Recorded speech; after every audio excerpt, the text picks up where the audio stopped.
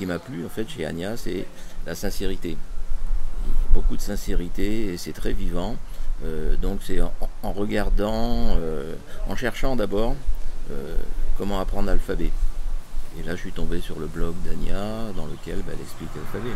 Je suis rentré dans le monde d'Ania, c'est-à-dire chez elle. Et donc elle expliquait les lettres, il y avait le piano derrière et c'était vivant, c'était souriant. J'ai regardé plusieurs vidéos de son blog et j'ai senti que vraiment elle expliquait elle enseignait le russe d'une manière vraiment vivante. Chacun trouve la voie qui lui plaît, moi cette voie me plaît.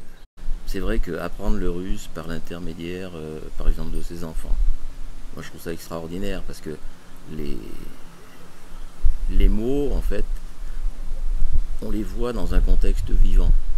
Donc c'est pas dans un contexte littéraire, c'est pas dans un contexte d'apprendre, mais la première vidéo, enfin les premiers mots que j'ai appris en russe, c'est Alice dans le jardin de ses grands-parents, les framboises.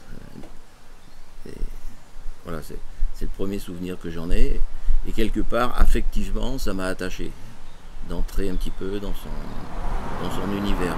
Je vois que chaque vidéo de son blog, en fait, c'est vivant, c'est à la fois pédagogique, à la fois instructif, à la fois culturel.